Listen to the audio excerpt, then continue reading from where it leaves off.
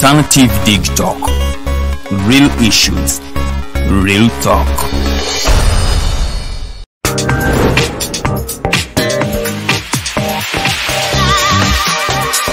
Hello beautiful people, you're welcome to the Snap Talk with your girl Teangel. Every Saturday right from 6 to 7. It is your responsibility omwana wo kubeera mu nyumba nga teyasuze bweru mbo bamubanja rent. Koyo kulaba abalenzi abasajja abafunga. Butuufu tebabuulirirwa nga babulamu. Towerabira nti tuli wano ku the Alternative Dig Talk. Mukwano gwange gwali topic kiri wandiyagadde twogereko. Is it about family? You can take your time. Look for a job, stabilize, men will come, men will always be there, you will get the men. Bonna goyagala musajja yenna goyagala ojja mufuna. Embaga ketuuke. Bino bitu byasenga na ojja bafuna. Naye ng'oli asitudde ttu yakedde ku makya baga nti nsitudde ttu. Naye nga mubutuufu agambye nti gy'akyali. Akyali muto. Is it outside family? Is it society? Oh, could it be relationships? Just be commenting nga topic yona gyandiyagadde twogereko tujjako tujogera kwano ku the Alternative Dig Talk ku share enganzi the Snap Talk.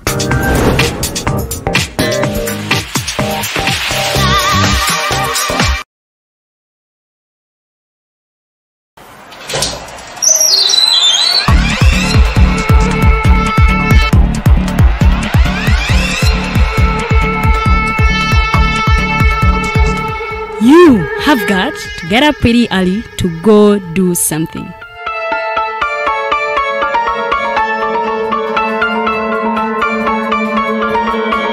We are the Alternative Dig Talk.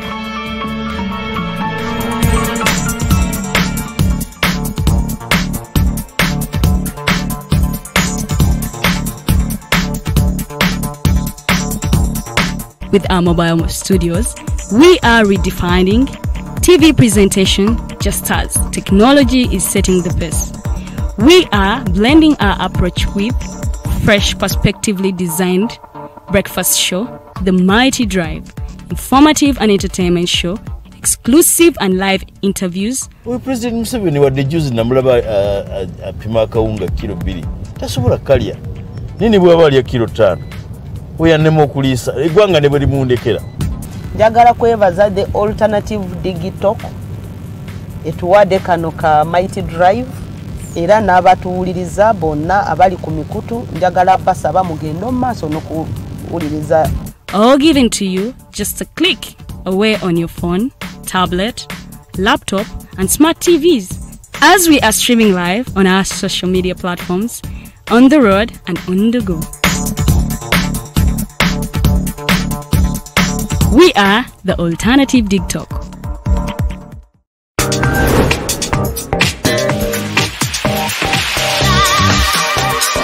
Hello beautiful people, you're welcome to the Snap Talk with your girl Teangel. Every Saturday right from 6 to 7. It is your responsibility omwana wo kubeera mu nyumba nga teyasuze bweru mbo bamubanja rent.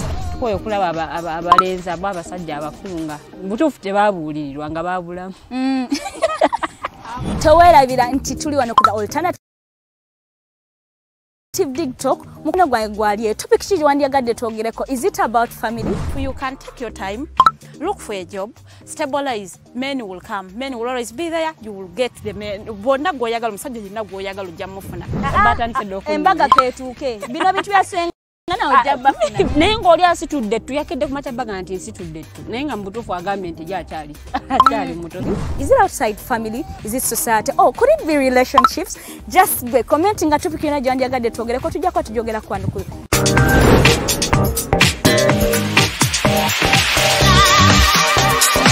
Hello beautiful people, you're welcome to the Snap Talk with your girl Teangel. Every Saturday right from 6 to 7. It is your responsibility omwana wo kubeera mu nyumba nga teyasuze bweru mbo bamubanja rent. Koyo kulaba abalenzi abasajja abafunga. Butuufu tebabuulirirwa nga babulamu. Towerabira nti tuli wano ku the Alternative Dig Talk. Mukwano gwange gwali topic kiri wandiyagadde twogereko. Is it about family? You can take your time. look for a job, stabilize, men will come. Men will always be there, you will get the men. Bonna goyagala musajja yenna goyagala ojja mufuna. Embaga ketuuke. Bino bintu byasenga na ojja bafuna. Naye ng'oli asitudde ttu yakedde ku makya baga nti nsitudde ttu. Naye nga mu butuufu agambye nti ye akyali muto. Is it outside family? Is it society? Oh, could it be relationships? Just be commenting a topic yona gyanjagadde twogereko tujja kwa tujogera kwano ku the alternative dig talk ku share enganzi the snap talk.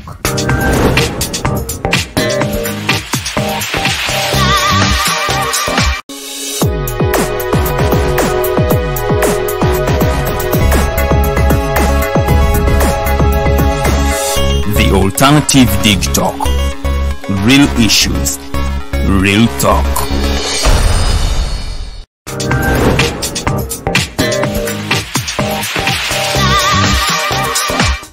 Beautiful people, it's your girl Teangel again. Welcome to Snap Talk. Don't forget, every Saturday right from 6 to 7 p.m.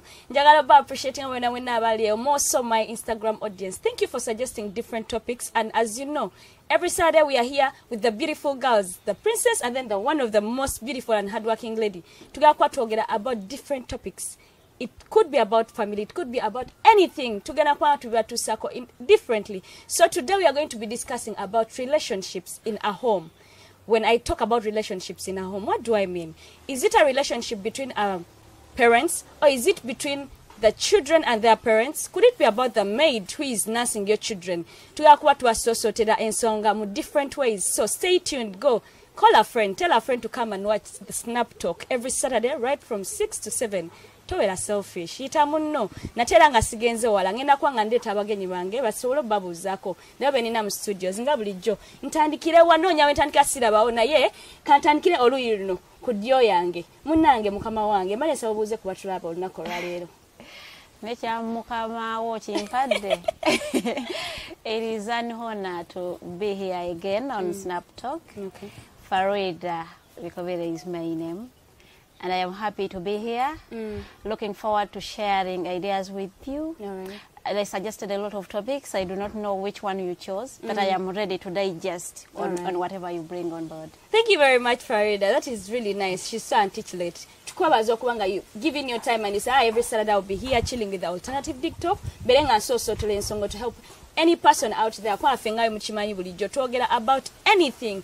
Gwecho suggesting ze feche tuddamu kanze n'oludda no princess tusanyisa okulaba olunaku olwaleero nange nsanyisa obbasanga nsawo obuze kuba tulaba abatulaba mwenna mwebale nnyo okubeerako era mwebale nnyo okuba nga mutugoberera. Last Saturday mwaliko bangi nnyo naye abantu bayomba olw'okuba twabagambako naye munnange bwekityo bwe kyali ffe tetujja kwogera bigenda basanyusa busanyusa wabula twogera ebintu gawe birina okutambula era neesiimye nnyo okubanga ozizeemu nonkyaza omulundi guno. My name is Princess Luwedde Lilian, that's my name. Era Princess nayo mpozi lyange. Okay. Naye nga nsanyusa nnyo okubeera wano. All right. Thank you so much guys for turning up. Nti buli webako ne magamba I want to have you on the Snap Talk. Nti temuchindekera mugamba we are here to talk. And jagalo bebaza mwena aliyo, and you know you sacrifice your little money you have. We are in a lockdown whereby people, it's so hard to have money no government can calculate data. I want to appreciate each one of you that is there, and you put in and you say let me load my data. I watch the Snap Talk. I don't take it for granted, my dear people. I take it at heart, and I'm so grateful okubanga you're part of this show. Welcome to the Snap Talk again. Angali lero nga yembagambye nti tukakwa twogera relationships in a family.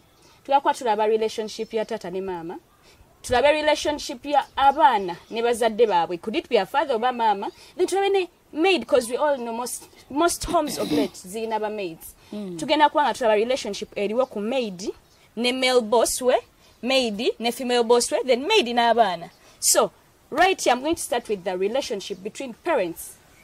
Like Abazadde bongabo, tata ne mama. I believe they look like they are an example to the kids. In that, in the wenda banga Abazadde bange bali at peace every time. Tebayomba tebarana. I would like to pick a leaf in one way or the other. Nembala banga. There are people you phone nagama anze nakulira mu family nga bakola china. So I got that from my family. So what is that thing you'd articulate and talk about families out there? Kangeze ezikwatagana. eziyigiriza abaana baabwe nesta kwataga still remember ziyigiriza abaana baabwe. Yes. So what is that thing? Okay, what's your say about such a thing? What's your take? A family relationship between mom and dad. Oh God. Okay, maybe first I want to inform people that are watching us, because last time when we were talking about family, someone came into my inbox and like, you guys are not married. Why are you even talking? Where do you get this experience of talking about things? I want to inform you that we grew up in a family, so we see these things happening.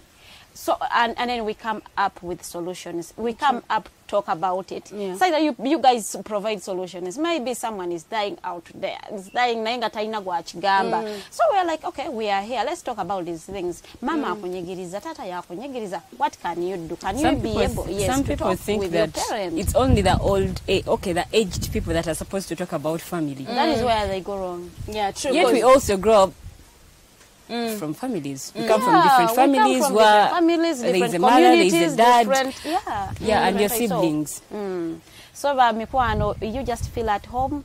We are not going to be taking sides. Wabatata mcham nagamba echo tata bachikola babi. If it is the mom that is doing it the wrong way, we are not going to be siding because we are females. Waba mama mcham tujagamba awo mchala bobo okola botyo, it is wrong.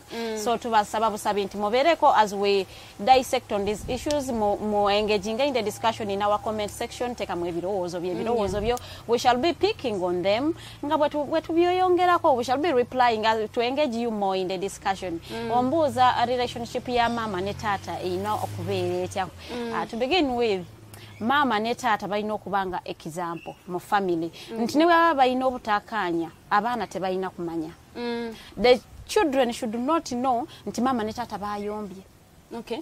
It should be their bedroom issue. Mba mwayombye tata toleta busungu ate n'obuteeka ku baana baabe waka. Oba akogera kimu nakuyisaamu oluyi. Something is wrong. The parents should be that bold to keep their disagreements in their bedroom. When they come out, never jeno mobana. Let them act normal. Okay. Yeah. Don't bring them to the dining room. Imagine they're in a single room. The families that are in a single room. So onachirwanirako wa like ngoyagala omanyi yaga kwisa ensonga wakoze batune bat wango kanswe mwagala kwa linda abana bagende bazanye linda abana bagende bazanye oyombe ebintu byo mono corona abana baina bera wakayo ina lockdown. Yes, they are home but they are outside playing. Baba baleka munda, you could be there ne muchogerako. Okay, talking about people who are living in a single room, it is also not good to quarrel ngabana babalaba. Okay. Because chemukola omwana cha picking. Yeah. Chovola banti family zibera ziyomba yomba parents are fighting n'abana osanga they abusive. Baba mwana muwala nga yetafayo kubawa mbambiro bana batayina manyo baga ababya namukuba nkuba bichi like nengo mulaba goyegeza mwa musinga amanyi bwaba mwana mulenzi a small mistake nga kuyisa moluyi because yakula alaba bine ebintu bazadde be babikola. So it is not new. I mean, my dad used to do it, ate mama yalita nova, so why can't I do it? I mean, it is normal. But when parents keep their disagreements in their bedroom between them, they shouldn't even involve the kids. The kids should not know they have disagreements, such that ebirungi babikolere mu maaso g'abaana. Ebibi babikuume out. Mweba mukasingo room osobola otuma omwana wo if you really have something that kuluma mutume somewhere. Osoko onyigona akunyiziza. Osoko onyigona akunyiziza. By the time the kid comes back, ngakale otambuddeko ensanvu. Ngasa tukalo oja mulinda mbuli. Ola abaana. Farida, ojagenda ogezeko okutankula ekintu ng'obudde bukyali oli akuviire mu lwi. Okutankula batya like okulaga katinkuba. No, oluusi ne approach anti gye tukozesa ngo oyogera oba oyisaawo ensonga yo. Oluusi oyinza okubogoka oli n'atabukiraawo n'akuwa nanti kyengamba, those are outcomes of poor upbringing. Because the kid omwana omuwala yalaba taata akuba maama kati yamanyi nti disagreement bagenda muyisaamu oluyi, so atandika n'asosonkereza oli oyagala kunkuba amanyi ogera kunkuba nkuba nanti olowooza angula nnyo ongulayire, so kati oli oba omu provoking ne bwaba tayagala kukuba bagenda kuyisaamu oluyi. You say that and you reminded me of some girl who said I have a friend who says that once a man doesn't beat her up, pardon me, so wachogerayo bacho ojukiza omuto yagamba statement oyo, and it really touched me because as far as I know, you hit me up, I exit. I used to tell I told my brother mgamba nze kasitogalula ne bwe bateruntuseeko manyi next time oja kumkuba wemukoma nze kasitogalula aba luntuseeko baterunkonyeeko nze mama nyi next time botefu goja luja kunkona naye kati waba katugeze you guys have gotten a misunderstanding kati nga mu family and you've tried to express by mistake nekikwata omukazi nayagala okunoba. Do you support that woman living? Yes, ave mu family because you know you had a misunderstanding. Omumbejja nzijewo. It depends on what type of misunderstanding. Okay. You see, handling issues depends on personality. Because waliwo omuntu asobola okuhandling obusungu bwe nga agabye space. Nagamba let me give him space or I give myself space. Nkolinge then nkomewo.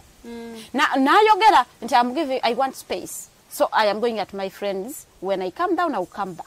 That is okay. Okusinga bona asigala mu nyumba ng'ofa kitubi. You see, ogulira okusunga omusajja oyagala ku moto. Nenga toyina so kati oyo, that is okay to go. But it is also not okay for someone to leave.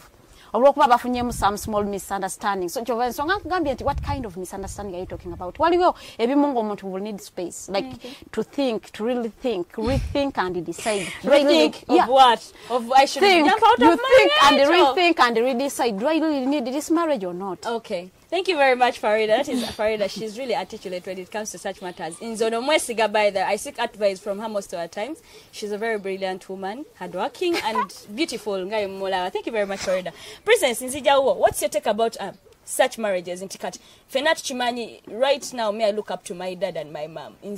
My example, I live up to making them proud. I live up to living like them. I'm like, my dad has this. I would work hard and I drive a better car than my dad. I would work hard and have better shops than my mom. So, for you, what's your take about that? What do you think parents should do to justify their being example to the kids? I think Abazadde, you know, when muba muri bantu bakulu, we have to lead by example. For abaana, what we see is what we take. Most of the times for the girls, what we see, mama ochako, lubachaitamu is what you take. That's why osanga abawala abamu nga bagamba njagala nnyo nfumbirwa omusajja wanga alinga my dad. Because alaba we talked about it last time. Yeah, it's impossible, yes. Naye abamu baba balaba nti okay, my dad are treating my mom very well. So nsaba mukama nanga mpa omusajja alinga ngoyo. Yes. But waliwo bana abazadde nga mbutuufu aliwo just lwabutaagaana bino biŋŋumira ku abaana. Yes, but it also goes back to the men. I mean, bw'oba olaga mukyala wo nti omwagala, omukyala naye asobola okubeerawo nga mugumu nga kiza okay, I have my man anjagala. So nageza oba luusi ne bwekiba nti kibaddewo banga omwami ayenze. There are some parents abakikuuma nasigala nga ye alaga nti yes, the relationship weeri etambula naye nga in actual sense there is nothing, just yatudde bagumira abaana. So that's the picture I want to see nti abazadde baffe batulaga era bwekisigala nga kigenda bwekityo we really learn a lot and fenga abaana tekitukosa because most of the times bana abazadde baba balina obukubagano obwenjawulo abaana ne bagetinga oba ne bakimanyako kikosa mentally ntobeeraawo notandika okirowoozaako every time mama bwagenda what's going to happen oba tata bwana agenda are we even going to continue with school? Okay, yeah, so ebimu ku bibeera bitawanya abaana. That's why osanga omwana in class nga takyasobola concentrating just because what's happening at home tekiri obe wakati wali steady oba waliyo kino na kino. So bana abazadde baba nga bekumidde wamu nga they are together buli kimu bakikola babiri. I mean olaba nga the love is there. Kino engeri gye kiyambako n'abaana okwongera okufuna that love mu bintu ebiseera ebisinga bye bakola. All right, thank you very much, Princess. I want to appreciate every parent out there. Parents abali awamu nga you've brought up your kids nga muranye entalo muyombye. You've gotten different misunderstandings. Nene mugamba, we have to say because we have to be exemplary unto our kids and to appreciate you, all the parents out there. However, also the single parents. Mune wali olinga ye bawe olusi yagenda yafa oba anyway whatever thing that happened, the misfortune. I appreciate you as well. But Ted, olaba the single parents olusi oyinza okubeera nga oli single parent not in a way nti oba omusajja we yafoba yakulekawo but omusajja wali naye nga just shadow. Okay. Shadow parent, yes. I mean, you're the one handling each and everything. Wechituka kusomesa abaana. I mean, wali omusajja mu nyumba obanga jali somewhere. Wali mu nyumba mama. Still, exactly. So I would also appreciate such people. You've stayed until your desigwe are taking on all the responsibilities, but still your presence really matters because it feels nice waking up and you're like, good morning, dad, good morning, mom. That alone really matters a lot. So I want to appreciate you parents who are doing the right thing right now. For your kids right now, we are in a lockdown. Children have gotten the opportunity to chill with their parents and share, different things. I call it a very big opportunity, and I really appreciate you, parents out there. Sorry, I'm appreciating you a lot. But as we continue, I want you guys to give a small piece of advice to whichever parent are out there. Maybe the advice you'd give for the promotion of unity in the family. That Baberenga, they keep together, like to ease up the separation. Kuberenga. You understand what I mean? Like China divorces, China separations. The advice you could give, because but Teangel, let's not forget that these parents come together, but remember they were all raised from different societies by different people. They are coming together or coping up na buli omu. So at times if they fail okukolagana, that's why abamba parting ways. But Lilian, I think that doesn't justify anything. I mean, you met your lover, or you met, because you guys, by the time you gave birth, you are lovers. You met one another, you got married, you gave birth to a 23-year-old, and you tell me, that's close to impossible. Bill Gates, bamala banga chine muchala we, okusobola okudivorcing. More than 20 years. Their divorce was about failing. More than 20 years, but... Because, I mean, you've seen yourselves for years, over 20, 30 years. But do you know that just because asigaddemu society obanga mukulembeze oba church leader oba mukulembeze ku kyalo nga atya abantu is it okwogera okwogera oba okumusongamu n'asalawo n'asigala ng'ekintu kyakivuga just because alimu kukikumira. Listening to you people disagreeing about kweyiga oba omuntu namuyiza, you cannot kuyiga a human being achuka anytime because the more they're exposed to different people, different situations, they change.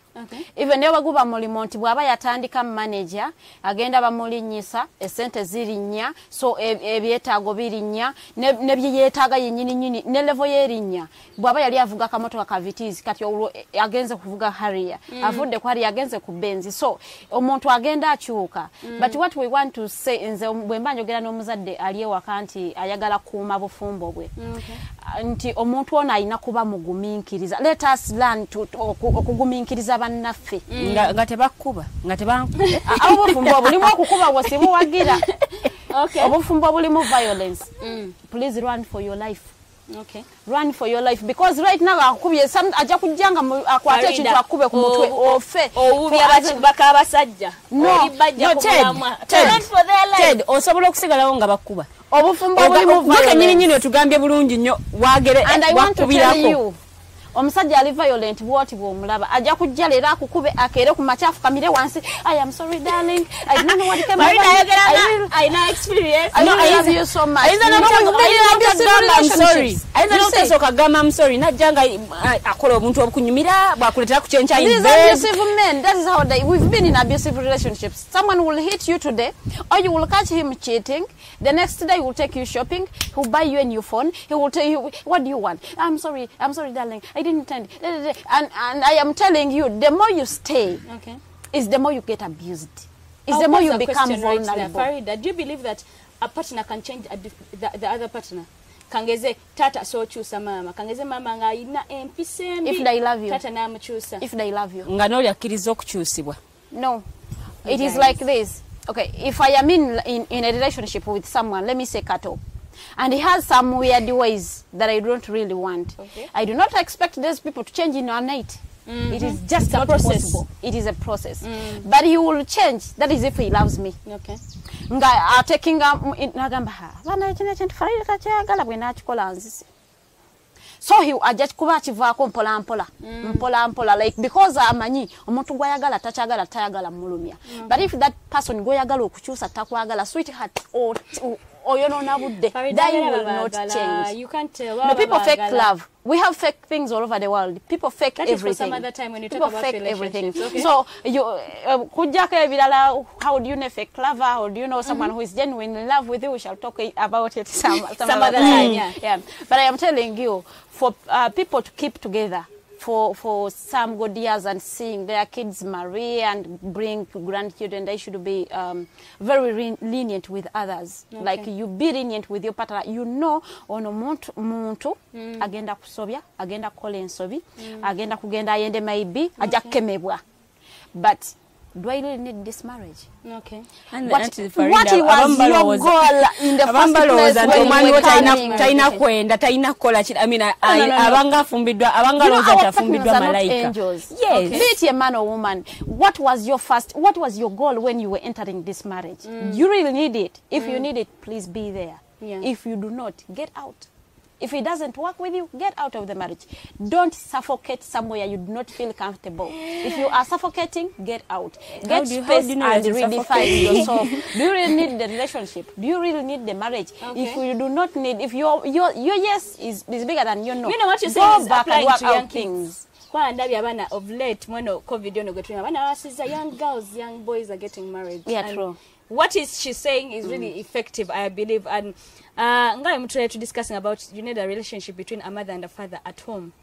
Kati nze njagala bakubiriza. I'm a born again Christian who doesn't believe in divorce. But then I'm inspired by those whites out there to try to copy their culture. But on the other hand, I appreciate them when they get misunderstandings, they make it a mutual understanding. Yeah. Inti temugenda bera enemies or something. Now you find in our society we baukana. Omwana akanya kuza mami ani taata wange Yafa. Tonyumiza Yafa. mami ani taata wange Yafa. nenga basically jali Musajja jali.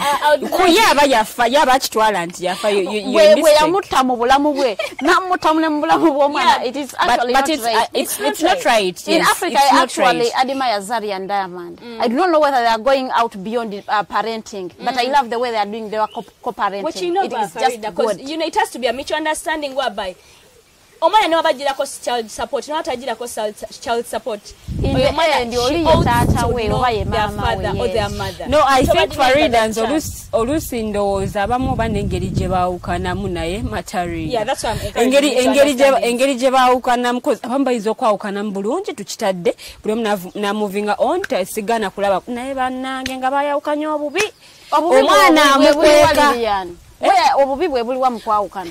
Ebintu bya love bino bizibu nnyo. Bayinza okwawukana obanga amusanze amukitingako ne best friend oba ne sister we abamu nalema understanding oba nalema okikkiriza munda n'agamba for sure oli abadde ansinza ki. Omanyi abawala tulina ekizibu okukitingako ne sister oba best friend wo olaba nga kintu kinene nnyo ogamba wakiri afuna omuntu omulala I see you going into relationship but I don't have to dig there. No, wakiri afuna omuntu omulala natafuna bano abantu abali close nange so abamu omuwala ayinza olemu okikkiriza naga wala ogusajja guno ngokoye nakukweka n'omwana. All this thing of relationship before we go back to mother father stuff. Okay. Like it is always weird and awkward to compare yourself to even your sister. You can never be her.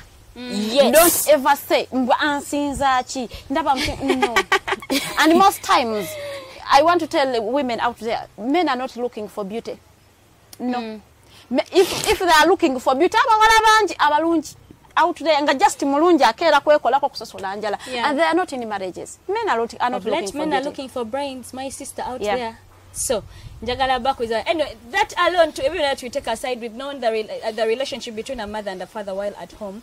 Elanga twandiagadde bambi, you guys do it effectively. If you're there and you want to tell us more, comment in our comment section to gambe what you think a parent and like a father and a mother would act while at home. They have gotten a misunderstanding just like any other normal human being. But then how do you go about that? So to deal with the relationship between their children and their parents. Many kids have faced a number of problems because, you know, they're deserted by their parents. Or at times, but you're like, Mami, when Mugamba, I was raped. She won't understand me. She will feel this way. But I got a Luganda court which says, because of course, it's common with the girls that they're always raped. You're always confiding in your mom. What relationship do you think should be there between a parent and the kid? We shall start with Lilian. Be it a parent, like a father with a daughter, or a father with a son, or a mother with a daughter, or a mother with a son. What are those things you think they should do to promote their relationship? Parents at times they have to bond with their children. Gatebali very, very hard. I mean, they have to be able to listen to their children and to something. I mean, ochua time and you listen to it, no mania, and then you give advice where necessary. And you have to have that love for your son or for your daughter.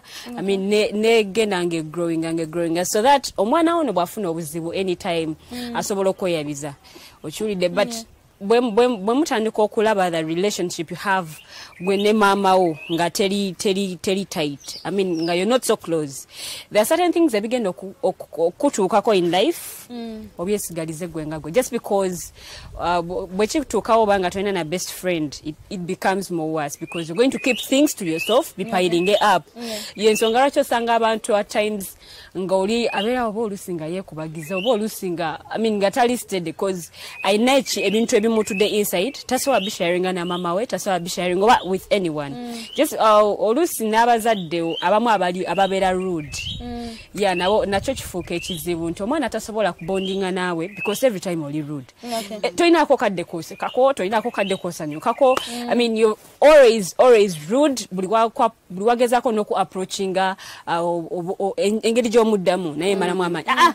I don't have your time. I mean nakyo kigoba nnyo omwana, yes. And that time abazadde gye batuwa, time abazadde gye bawa abaana baabwe naye mataringa nnyo. Omwana oba tomuwadde time tojja kumanya what they are going through, tojja kumanya what they need, tojja kumanya nti afesinze something like this yetaga this guidance because remember tugenda tukula. There are stages zotuukamu nga you need your parents to be there, or your dad or your mom. Ngomwetaaga abeerewo, I mean when it comes to counseling or kubaana abawala. Last time Chala Farida yakyogerako nti oluusi oyinza otuuka n'ogenda mu periods naye ng'otya okugamba mama I mean my periods, I mean nga weekweka naye ng'osobola okisharinga ne bakwano bo, but with your mom nga kiri very hard. But oluusi kiva ku ngeri abazadde gye ba creatingamu, I mean engeri abazadde gye basalawo oba okubanga babondinga n'abaana baabwe because it also matters. Bwobanga tebalina that bond oba tebalina that connection ebagatta nnyo, of course omwana tajjasobola kweyabiza maama we. Thank you very much, Princess. Nga tunagenda mu bulango. Leka also Farida, give us your opinion about that. Omuzadde akolagana atya ku relationship ye n'omwana we y'abazadde n'abaana baabwe.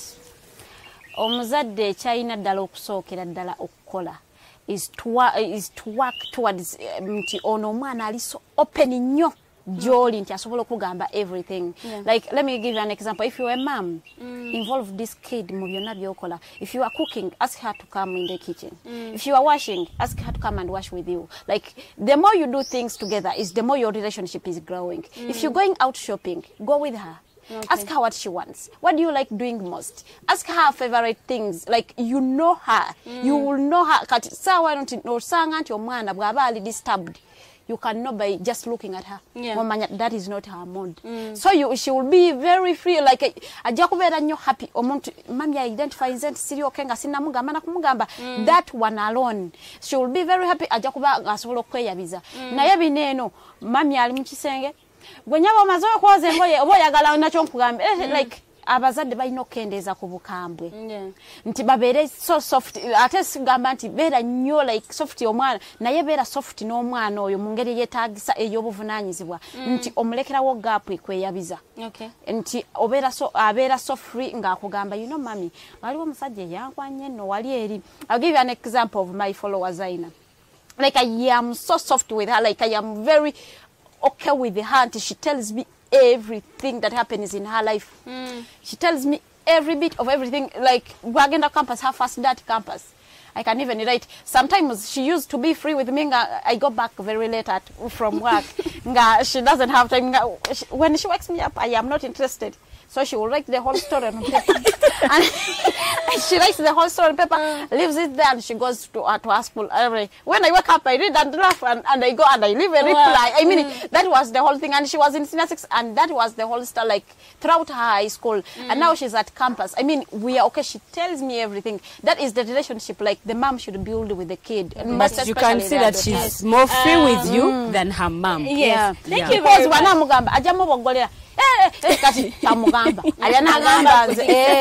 right, thank you very much, Farida and Princess. Right about now, we are going to go for a very short break, and we shall be right back, still discussing relationships in our home. Stay tuned right here on the Alternative Dig Talk, watching Snap Talk, where we talk solutions. See ya.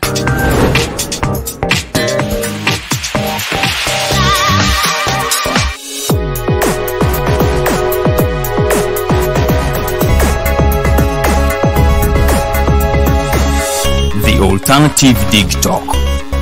Real issues, real talk.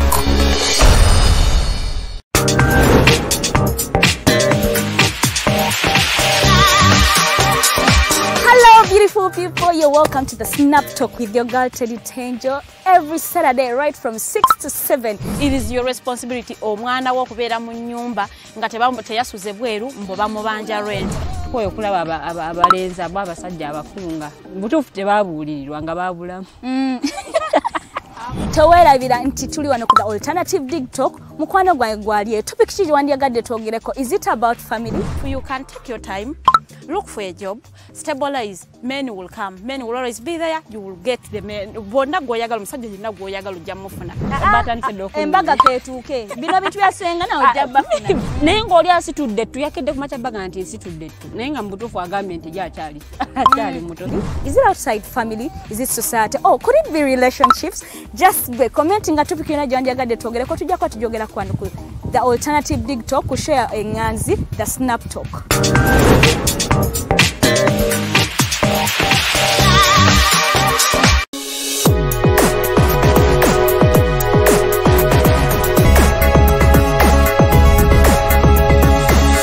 The Alternative Dig Talk. Real issues, real talk.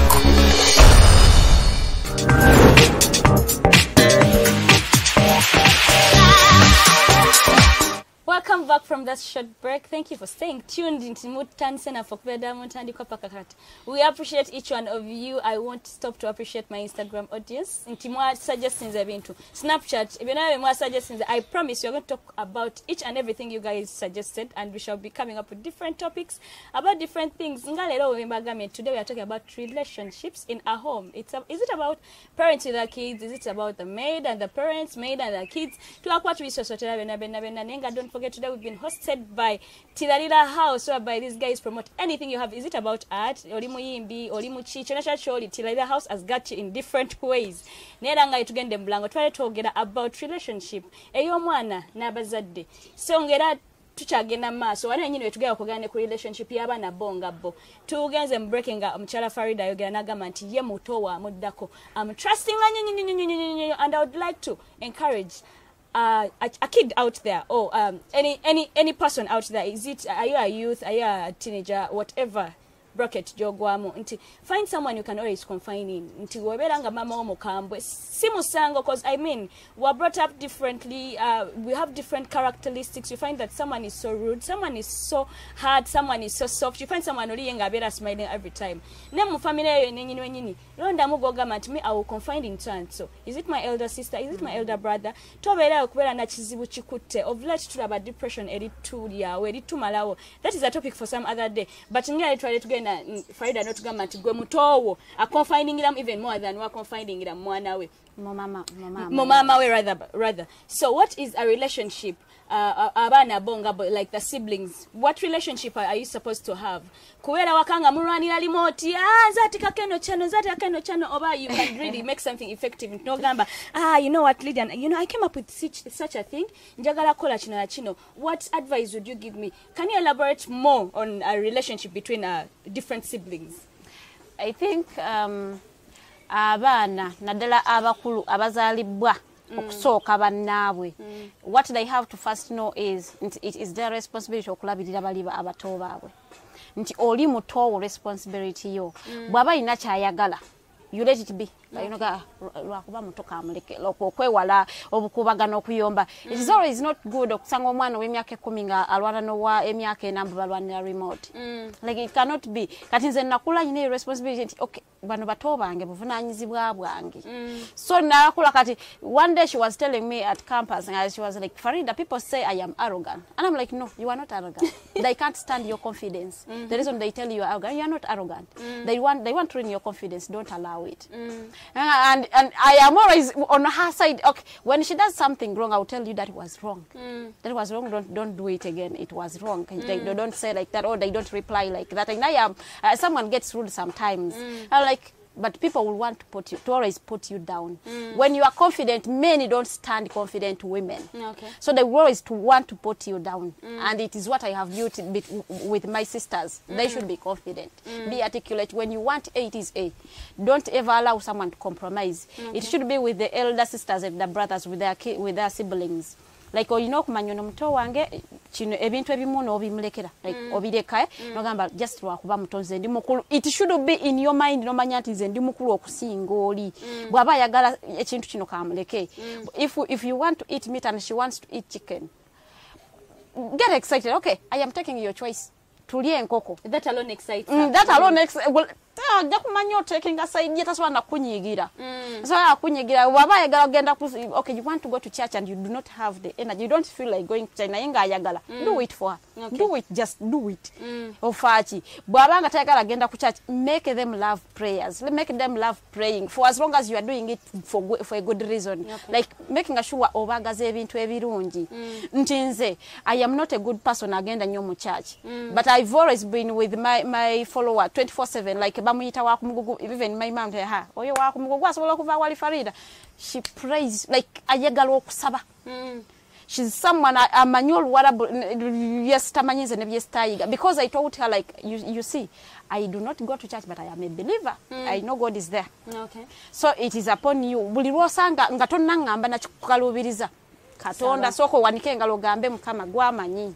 Gwaso bagaze Katonda. Okay. So bomala nti ajja kula atya Katonda amanyi nti mukulu wo omuwe ekitiibwa. For as long as they believe in God they know mukulu wo ino muwe ekitiibwa. Nti amanyi nti okay edini yo bwemba ntya Katonda ino tya mukulu wange the respect grows up to mom. Okay. Naye buli lwobeeraawo mukeyana ne muto olinga akeyana n'omuntu omukulu mugenda kusigala mukuba na mpaka bukulu. Okay. Temujja funa your relationship bonding. Thank you so much Farida. Before I sing again our princess mwena abali out there and you're hitting my inbox about specific things muli tugamba mbu hey how can you talk about family ngate muli bantu bakulu. We are passionate about family and I would say personally I'm very passionate about family and njagala bajukiza nti talking about family it doesn't require me to be married or something kubanga jukira mu bazadde afe ba meeting abagenda on different panels and they talk about family whereby story most times a single sided. You find that omuzadde agala kola omwana nakola batinakola it do you know that if wenga abana we don't nafe tweyabya kujayo like rachi tukola a certain things nafe fenga abana to have the right okweyimirira ne tugamba nti kino nekitiibwe kiti happening. So bambi mulekera otumalamu amanyi mbu temuli bantu bakulu. How can you talk about family? Family is made up of parents and the kids as well. So we are also obligated to talk about family. And that's why we are here to change. Yes, and that's why we are here. And by the to let you know, we are very passionate about family. Fenga femu tunabancho atuvemne. Togera kunsonga za family. Kwanga we've talked to different kids nga suffering in different ways about different things. Ne tuchusizo bulamba kati nganze Farida wayogedde personally mbadde kyo sikimanyi nti you know I have to have a bond with omuntu anzira because nzanzira ko to Rwanda Monday January to January. I wanted to tell Mchala Farida, me with my big sister, but twali tuli bato, we never bonded at any point. Eranga my mom, chimu wobyo mtu every time. Tetusobola tula nituwelidana bwetu tinga tetunakaya na. But we are all raised nga bazadde yombe batukuziza. But nga buli omo akiririza mu kintu kirala nnyo. So most of the times twafunanga obukubagano bw'amaanyi nnyo but bwe twakula that bond netandika okomawo slowly by slowly. Before you know it, nga tuzzemu kolagana. So at this at times emala nejja nga oluusi oba nga mukuze ejja mpola mpola. But also me with my young sister twalinga turwana nnyo. But when you grow up, I can't figure out life without her. Every time banja kumboza, hey Lorita, you know, I want to do this. What should I do about this and this? So she get but initially nga forever tuba turwana nga mafia tweta matapa. Abasubira munyuma naga mwekwe mu malanga mungamba. So I get you when you talk about that. Yes, but most of the times chinzo okuba nti sina muganda wakuddako but nobamu n'omuntu gw'owuliranga yes we mutulane mogera ku kintu omweyabiza yenna ayinza okuba si yakuddako banga si ye mukulu wo but naye nga mulimu omwana oyo nti we mutuula kati me with Brenda bwe tuba tutudde obanga tusisinkanye ne waba ayina emboozi nga yali amwaka guli most of the times amanyi n'okunkwera Lilian kano wakategeddeko kino kyekiriwo kino kiri bwe kiti ne bwe kiti I mean that's how we tukolagana ennyo fena tubeera ba Luganda onjogera naye nono njogera but there is that person gw'owuliremu emirembe n'ogamba okay when I talk to this person about this mpulira nga nze nanzikakkanya ne bwe mbasogedde na mami oba ne mugamba nti okay mami this is that I mean I believe ntono omuntu because most of the times akukkiririza yes you can do it yes you can do it omanyi kangende njiribe kino era wakati muyita muyiribi but ye yatugamba nze mulimu ebintu byesobola kukiriziganya nabyo naye nga ate gwe osobola ku I mean siso yangamba nga nti nze sosobola kugenda ku mulimu nga nkeera naye nga nfuna emitwalo 15 I mean nga baneetaagayo saabiri ate gwe nzikiriza nti osobola okukola ki osobola okikola so yengeri gy'oluusi gye yatupushingangamu fenga batobe because ye mukulu kufe but nze mutwalanga nti she's more than that ye abala nnyo ayagala nnyo ebifuna because she assumed the responsibility of being an elder sister n'amanya responsibility nti bano bo nyina balaga direction nze mukulu wa most of the times bamuyitanga ne ku mirimu naye ng'agamba manyi amazima amatuufu mbabuulire nze kino sijja kikola naye nze bwe nkulaba ggwe nzikiriza nti gwe kino sobola okikola okiwulidde so yengeri gye yakikolangamu naye bw'otunulira the relationship we have together era mami yagambanga naye bannaye mwe abaana n'abaawula everything nga tukikola bwe kuba kubeeyuka tubeeyo ababiri okiwulidde so bwe twakula buli omu naafuna emirimu gyanjawulo yes n'ababeeyuka nabo tebaba balungi netufuna emirimu nga gyanjawulo kati ono nga agende nono nagende no nakoma obudde buno nakoma obudde buno so naye ne tusigala nga bwe kiba nga kituuseewo akuba esimu waki nakutegeeza nga awulira kamusiiwa so nga akuba esimu nakutegeeza wana kusindikira message naga oba nga amanyi okubeerawo just nga muludde oba okutuulako wansi ne mwogera nakuba esimu just nga yagala kuvumamu just kiggweraawo oba nga akumisinga oba ye bwatyo bwakikola so yeyo relationship ffe gye tulina nti ye si gwenzirako naye the relationship we have kati olaba ye Farida agambye muganda bwe yakomangawo late nga mwana amuwandiikira ojulidde in that when I was growing like I was developing her writing skills yes wampandikidde story kitanyu myesi tegera kyatandikidde story washiguddemu mu makati nga kati story soko nyinyonyole gyewaga nti sasa gitegedde so kati next time she kept on improving story writing improving kubanga amanyi anampandikira binganga ana yampandikidde saabitegedde yadde n'akamu yadde toddamu kubinyumiza naawe kati so she kept on improving her writing skills right now she will write your story most time she goes on WhatsApp when she has something to tell me she's at campus and she writes like this a full page and I'm like ompereze ekiraamo nga yakisoma nga ntuuse ewaka oyogedde ekyo nonzijukiza my young sister was in high school and I was at campus and the other girl oba yalina chejo nsikitegera nengo yizo kwa because I used to work at the school where she was once a week nengo yizo kwa akavayo ku Wednesday nakugamba Ted I really need to talk to you please come at school ngo ino abayetaga okwogera nawe she feels like I work so much babuntegera she's like I don't know why you really completed school I really need to talk to you you come neno gena basically taina chamanyi chakwa nenga she wanted just to talk about some nenga gola actually simple my sisters of late basobola okubira olunako emirundi nga 10 nenga ayizoka mwana gwe omanyi no aposinze bati nagamba munne we bati like they just want to talk about something like kati ali best friend wa forgot they have best friends by the way but for them they feel like the bond has to be within us sisters. Yeah, Tina soka muli munda. Yeah, and everyone she sends me a very I know someone has annoyed her. And then asoka put your song. She sends me a very long time. She keeps on checking over them. I am her first counselor. And sina mu reply call her she will never do it. So she keeps on message. Don't answer you reply. I can put it up song. Put it on jagala kwa bika. She keeps on doing that and I'm like okay, when I don't want her to do something I will not reply. So I keep quiet. Nkasoma nensirika. Kati abera wonga fuming she will not do anything because I will not told her to do. You've not told her something I did. Araka Farida. Yamwesinzeko kuyafu. Because we can spend a full week ngatakulia sindikide munne message. Full week ngatakulia kubidde munne simu. Naye akubye simu asoka kuvuma. Namalo kuvuma then dalyo kadamu beraga hakati kyekiriwo kyekitambula. Okay? Naye mwecha mwate kyo kiri very very tight. Tajja sobola kola kintu kyonna kyonna. Bwaba ino omuntu amunyiza nga yagala oba kumuvuma bakola ki. And she sends me a story ngajala kumuwa way forward. Next time she will not at least for me I believe nti Brenda we yalinga yagala okudde wako olusire aye kuba manja kukola so biba musabule because abamanyi wotuuke waka mami n'ababuuza lwaki mukomye uleta akimanya ajja okumuyambako okunnyonnyola yinze because yeta sobola kunnyonnyola statements bbiri nga takoze ensobi oba nga tazembi atandise kwogera. Anyway, since I'm the host of the show, I would like to take this opportunity to appreciate my two sisters Kase and Tracy. Thank you guys for loving me. Tibane munkubira olumu ndi busy nkola naye nga mungamba just ebyozi byammwe biba bimana and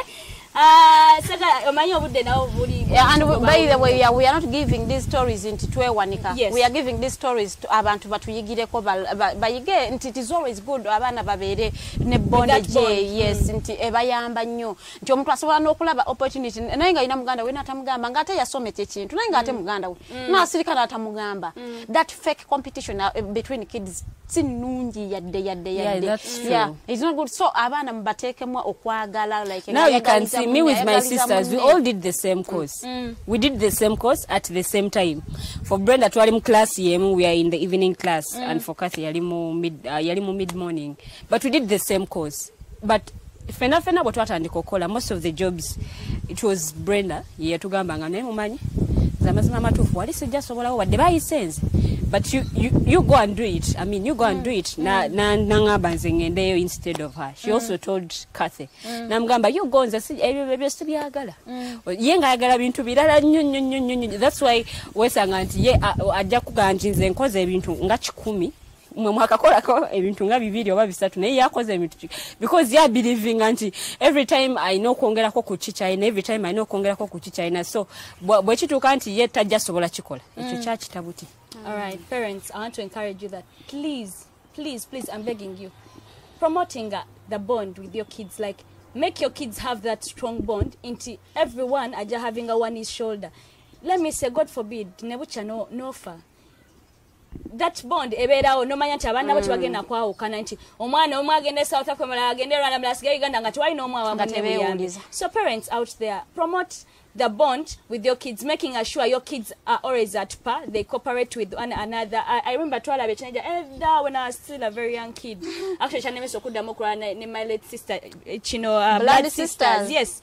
You can imagine being in a family ngabana balugana nenga tebeyagala. It is not right. Yeah, it is better off no manyanti even when the world osanga omusajja nakwana omukulu nakwana n'omuto at the same time. But still china baula. I think I believe that even when the world if someone tries that stupid thing on me exactly. Yes, it has when batala tuina manyi tupangisa bakanyama ne tuteka mchifo wetu manyi tujafuna buyambi bulungi ne bakukuba.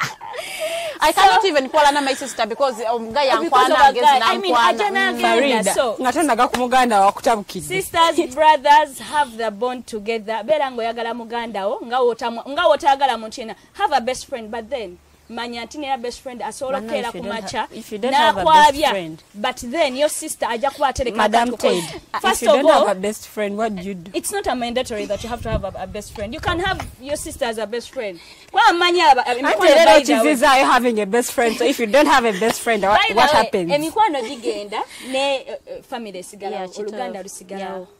family yo ebeerawo nti even when the world thinks you're the worst nekujjako omukono the family always has a shoulder nti ekutereddewo okoleki holiday on so njagala obajjukiza mwe abo nabo bali mu inbox za batugamba muli baana how can you talk about family is not single sided it's not all about the parents wakabokambu the ones affected abantu bakadde mbo bantu bakulu right now asking them to tumaze okusoma. Very soon we are going to start up our own families. So we thank God that right now we can talk about family. There is this topic it's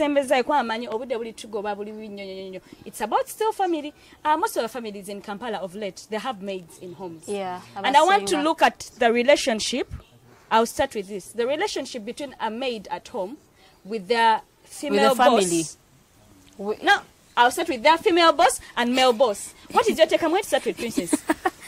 What that relationship always eberetya maid neba boss be bakisinziranye alese maid ono oluso yinza okubeera nga mukyala yamulese oba oluso yinza okujja nga omwami eyamulese. Some occasions that men bring maids but usually the women maid ono ne bakama be ayina okuteekawo that relationship etali mbi bwaba musajja nga kimanyi omwami already mufumba amanye limits ze already okimanyi omusajja mufumba lwaki otandika okugezaako okuseducinga omusajja akole ki akwagala oba akole something else nga baba musajja yali mu kuseduce. I know right nga okukola process by process bwe kiba ndi musajja yakuseducinga that's hard but at times you have to run for your life. Run for your life. Akalimo kagala ekyera birecho. Akalimo kagala olaba tedi. No musajja.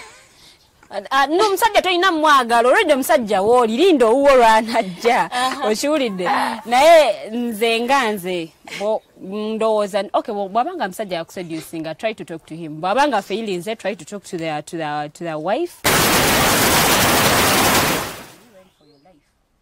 Akalimu Lilian ogane werabira akalimu Teangel there are certain things nga you have to let it go. Yeah. Okay. Nga you have to let it go. I mean oyina kubala maaso tobala kiriwo kati ntoredo ino Lilian oli buwarabu nojjukira family yo teriiwo oli buwarabu rokola.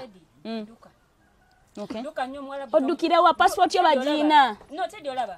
Duka genda ku embassy okesule eyo beere eyo ng'omunaku. Okay. Because tulabika abana bamunga badukayo. Mukyala boss omukyala omanyi abakyala engeri gya treatinga mu mukyala munenga akusanze ku musajja we.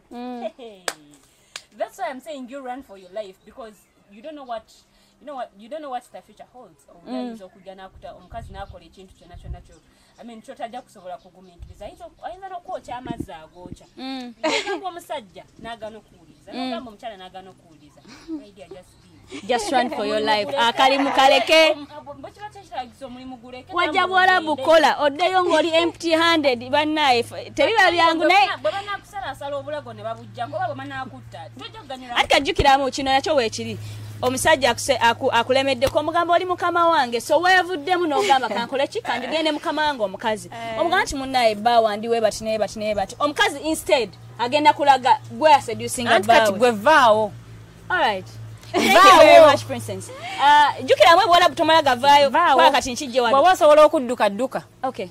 Farida, what's your take about that? Maid boss mchala boss mukazi. Naye I want to say nti bwe baba kuleta maka obera ne job description.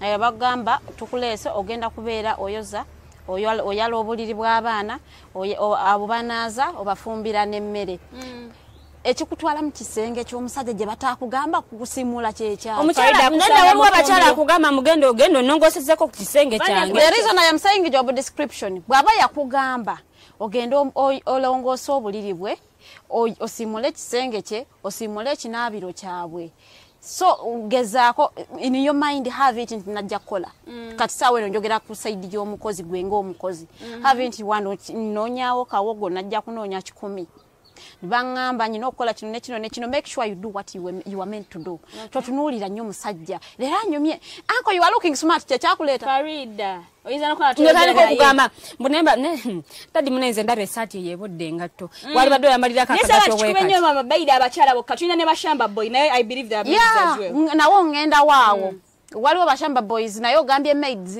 waliwo enjawulo kuba shambo yagenda kubeera nnyo wabweru walinga ebintu bye mu nyumba muno tabitegeera abalina abakozi nga basajja ne bwaba ayina maid nga musajja naye ngenda kwogerako naye gwe omaid gwe bagambye okugenda okwala obuliri bwe batoyina ill intentions ekikwaza obuliri nosigalayo bwegeza ku buliri bwa bosi wo bwezulungula bwoddeeri kyekya anti ojjukira taliiwo obwaze taliiwo naye nga ojjukidde mu bwongo bakugambye kwala yagenze koda obwaze ku ssaawa 3 ez'okumakya omusuubira otandise okwevulungula olabakiribyo kinene nga twagala tutunuulire nti oli mukozi wajja kukola kikugambiddwa ddayo okola ebirala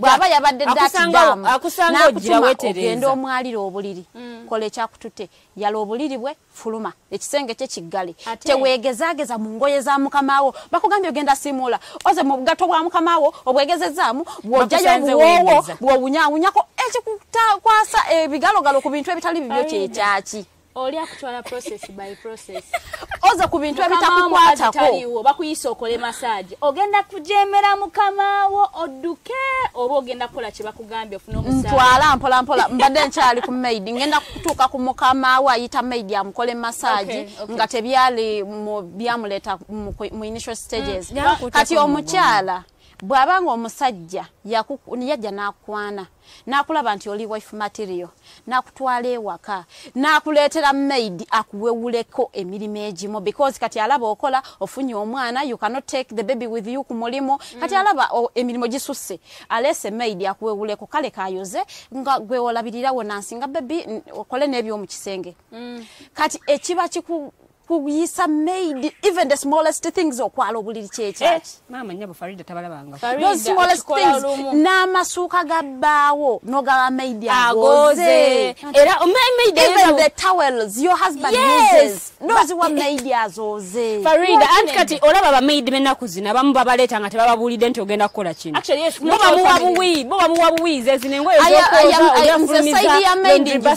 because maid agenda kukola omulimu ogumugambiddwa kati ndi ku mukyala owewaka bakuwewuddeko emirimu egimu gwe mu bwongo obwo tuula olowooze nti bwe mba nfunye omuwala munnange wanewaka sirina kyemusinga the man has put you ewaka n'akuteekamu esente n'akuteekako eyo level ezo esente ze zimu asobola ziteeka mu maid n'anyirira n'okukusinga so gwe mmanya nti ndina omukyala wanewaka biki ebyensobola omuziyiza omusajja wange obutabeera attracted to her kati awo n'omumanya nti tagenda kuyingira kisenge kyange nja kwala obuliri bwange nja kulongoosa bathroom yange I will wash my own bed sheets and my towels ajja kwoza engoye zange ayoze engoye z'abaana ayoze amasuka g'abaana akole emirimu emirala abafumbire waliwo abamu abakyala akola nnyo tabana budde no one works 24/7 you see the reason why I don't want women coming to complain to us maid yatutte bba wange they give them space for those kids to take their husbands and kat Farida abakyala betwogerako malooza nti no yakola nnyo nnyo abeera busy maid oyo gwalaba yamanyi bawanywa bijiiko bimeka gwoba oteeka mu bisatu nedda akanywa bijiiko 2 sabula Farida atulabye abalabiridde abaami baabwe naye ngera babayise behind their back ne bagaba maid kati nze saidi ya mama njivuddeko noonya tolekaawo gap yoyo y'omwana gw'oleese waka okuba nti baawo abeera abasajja buno buntu butono nnyo obubasika ajja kulaba omwana afumba nnyo okusinga ate instead okuyigira kwona omwana gw'oleese notandika okumuwalana nga bw'afumba toyagala statement nkugoba bugobi tewaba budde lwaki nkuwalana mu nyumba yange nkugoba bugobi jukira Farida tulina abakyala bano nga tamanyi bulungi kufumba yiga kati zaba batamanyi kufumba tamanyi bulungi kufumba baleeta maid omwana akuba ejjiiko mama omukyala bwafumba ne maid n'afumba omwami asobola okumanya nti ono omukyala wange yafumbye ono maid yafumbye nze I am assuming omukyala ali ewaka je mukyala atuukiridde you not okufumba omanyi okwoza bakuleetedde maid sirwakuba nti ebintu bino tobimanyi ne bakuleetedde maid bakuwewuleko emirimu giyitiridde oyina omwana oyina engoye z'omwana oyina engoye zo oyina ezabbaawo so tojja sobola kuzooza zonna n'agamba kankuleetereko omuyambi akuyambeko naye omukyala nga tonnaleeta muntu ono oleese maid mu nnyumba maid kika ki gw'oleese mwana muto oba oleese mukazi mukulu oleese muwala nga nze mu nyumba yo tubisanye because ne decision ezokuleeta omuntu mu makago naye zino kumataringa olese mukazi mukulu ewakaawo oba olese mwana muto olese muwala omuntu asitusenga omusajja alaba omwana omwala asitudde mubiri omwangaza yamanye emirimu oyinza okaleta akakana kalabika bubi mama nekagenda kali emmere nekanyirira nagenda anyirira nagenda akola akabina nagenda akola ekifuba mama amuvuddeko nzize ku taata kuggwa omusajja ali ewaka balese maid sifaayo oba gwamusasudde oba maama w'abaana yasasudde nze kyenfaako kiri bwe kiti ekikutu amaaso g'obutagajja ku maid onoonyaki chicho munoonyake nyo toyagala sitani abeera kone Farida awo wenyini njagala okomentigeko maid relationship ya maid n'abaana kati relationship ya maid n'abaana eva ku relationship ya maid n'abazadde maid n'abazadde baba kwatagana maid ajja kwagala abaana bo omuzadde bw'oba okambuwalira maid ono muboggolero muvumavuma bw'ova ate abazadde beerabira nti most of the time abaana bagimala na maid so relationship ya maid n'abaana bo is built with your relationship with her bw'oba omuyisa bulungi agenda kwata abaana bo bulungi bano abantu nabo they are human beings, they have families, they have parents. So I want you to know nti ali mu nnyumba yo naye ayina abantu abalala sometimes balina n'abaana babwe bebalese wakati babalabya they don't even know about whether their kids have eaten naye ali wano alabirira babo muwe ekitiibwa nti ali mu maka webale nnyo owunzika abazadde abamulerabira nti bamaids bano obudde businga babumala n'abaana maid kyalaba ku TV omwana kyalaba maid boba maid omuyisa bubi ajagena ayonona abaana bo mostly bana abaana abalenzi ajagena balaba TV ebintu bebalaba ku TV because maid most of the times yasalawonze kantekeko bintu byange okiwulidde ajabitekako nga n'abaana bali wanene kwe kuva okuno n'abaana ogenda omwana yakuwaggukako dda naye nga tamanyi ngeri gyawaggukamu engeri gy'oyisaamu maid naye akusasulira wa mukono n'abaana sibula batulaba Mumbejja bana neyanza nnyo neyanze omukisa gw'omumpadde okumukyaza olunaku luno olwaleero. Thank you very much to everyone who comments atwala obudde bwo no commenting atwala obudde bwo naawe no sharing a show eno. Thank you very much. My name is Princess Luwedde Lilian. See you next time. Farida. Sibula batulaba. It has been an honor being here on Snap Talk. I hope you have enjoyed. If you have any disagreements in our comment section, please go and put in your ideas. We will consider them. Put in the topics you want us to discuss. We will discuss them. Thank you for watching. All right. Neyanziza nnyo Omumbejja Lilian and then Farida. Thank you guys for giving in your time every time to mbayita mubeerawo. As I told you, tuli wano ku Tilalira House. Wano oba oli muyimbi munnakatemba kyonna kyoli bano bakuzimba bakuteekamu amaanyi gaabwe n'obeera ng'otuuka w'oyagala okutuuka. Ate nga serabidde olunaku olwaleero tuwogedde about family. I will emphasize this. Family is not about age. Si bakulu kayo alina okugaana family ku family naffe abaana tubeera mu family, so we are obligated to have a right to talk about family. Naye nga tetwerabidde mwebale kubanga mutwekuumiddeko neweerekereza n'ogamba kangula data ndabe Snap Talk wano kaka it's where we talk solutions. Ate nga njagala bakubiriza nti mwekuumireko ate ne next Saturday tugala kubanga tuleeta insightful topics about different things nga twogera. Mwekuumireko olwaleero nkoze wamu n'omwami Jeremiah Mukiibi yabadde mu control room n'omwami Kato yabadde ku cameras yakwadde ekifaananyi wano ne wano sigadde nze Teddy Teangel on Snap Talk. We talk issues.